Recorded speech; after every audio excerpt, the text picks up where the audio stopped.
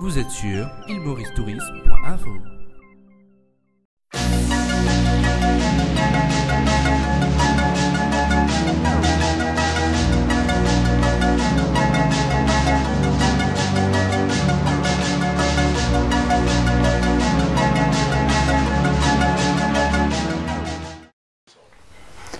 C'est un événement fantastique, extraordinaire pour nous.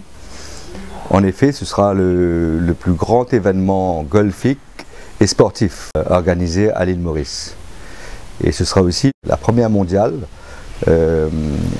du rassemblement des trois principaux tours, le European Tour, l'Asia Tour et le Sunshine Tour de l'Afrique. Ce sera la première fois qu'ils feront un événement en commun. Nous sommes très fiers que ce soit Heritage Resorts qui a été sélectionné pour cet événement, de par la qualité de son parcours. Heritage Resort est le golf numéro 1 à l'île Maurice en termes de fréquentation. Et il a été reconnu comme classé par les professionnels et par CNN Travel comme étant un des 10 meilleurs golfs de l'Afrique. Heritage Resort va évidemment bénéficier d'une grande visibilité mondiale. La visibilité va se faire à travers des chaînes de télévision et on va s'appuyer sur le broadcast footprint des trois tours. On s'attend à une visibilité potentielle de 638 millions de foyers dans énormément de pays. Donc cette visibilité va être sur nos marchés traditionnels.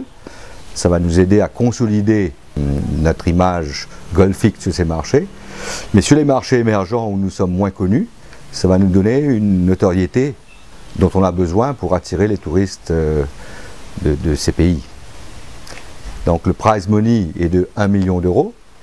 C'est le prize money le plus élevé pour un tournoi golfique à l'île Maurice. Seront invités les 40 meilleurs joueurs de chaque tour. Donc on aura des professionnels aguerris et ce tournoi comptera dans le ranking mondial.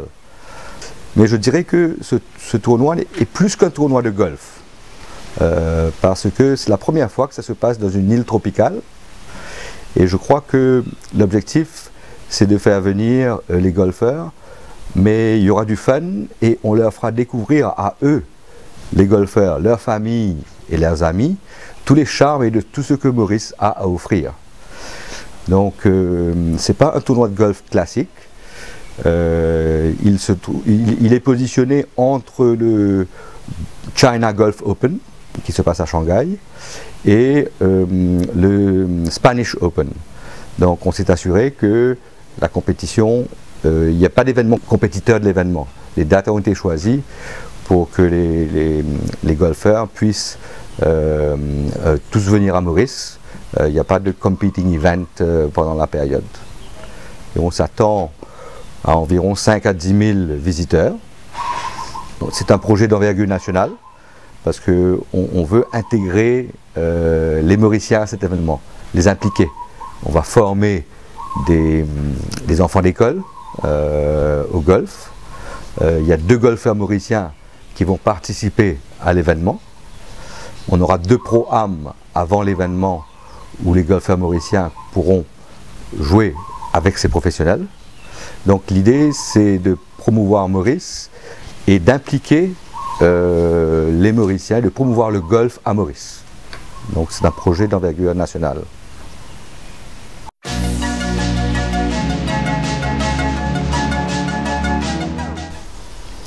Ce qui est par ailleurs très symbolique historiquement, c'est d'avoir choisi l'île Maurice pour le premier tri-tour Afrique, Europe, Asie à l'île Maurice. C'est quand même symbolique parce que quand on connaît le peuplement de Maurice qui vient de ces 3 continents, de pouvoir avoir le tri-tour Europe-Afrique, le premier tri-tour mondial Europe-Afrique, Asie à Maurice, est une coïncidence voulue, disons. Et je trouve que c'est un clin d'œil à l'histoire.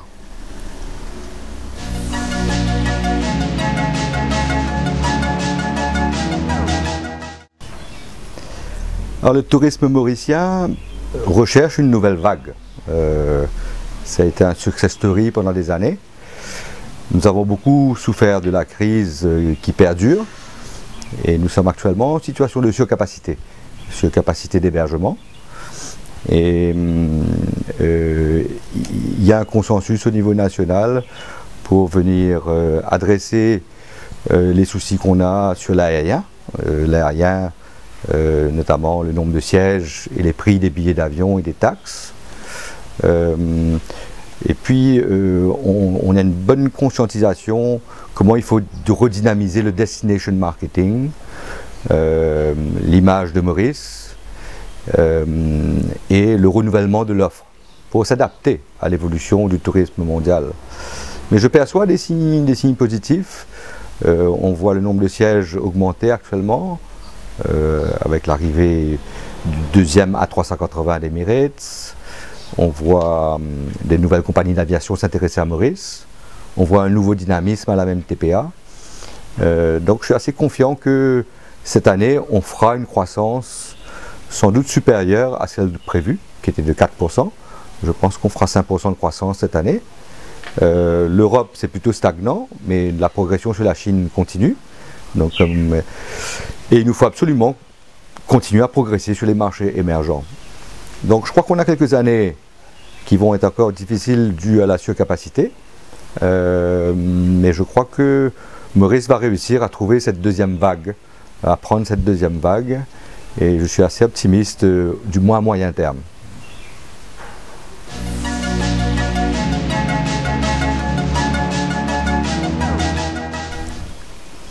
Donc le positionnement de Heritage Resort passe par le développement du domaine de Belle-Ombre.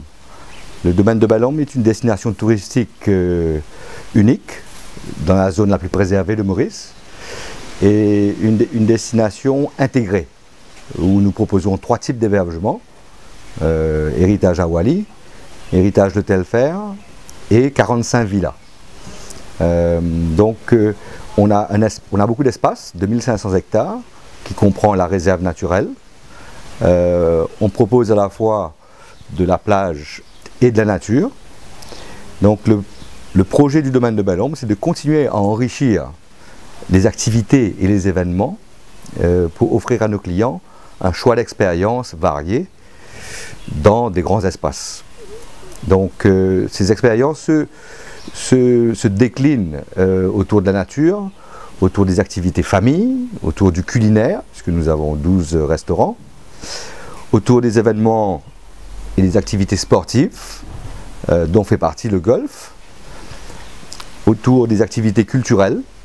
Nous avons à Belle-Ombre la vieille usine sucrière qui a été réaménagée, le château de Belle-Ombre, dans lequel nous faisons des événements.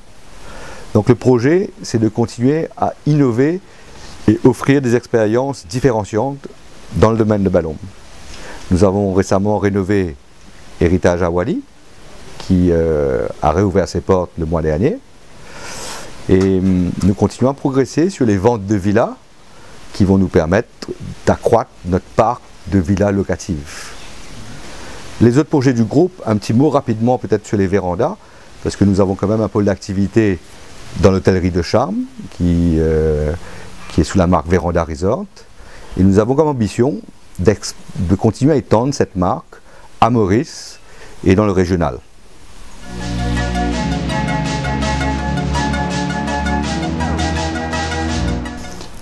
Tout à fait, ça fait partie des promesses, de nos promesses de marque, que ce soit la marque Véranda Resort ou Heritage Resort. Notre promesse, c'est de faire vivre à nos visiteurs une expérience typiquement mauricienne, que ce soit à travers la nourriture, les décors, la musique, l'ambiance, tout ça doit refléter une vie à la mauricienne.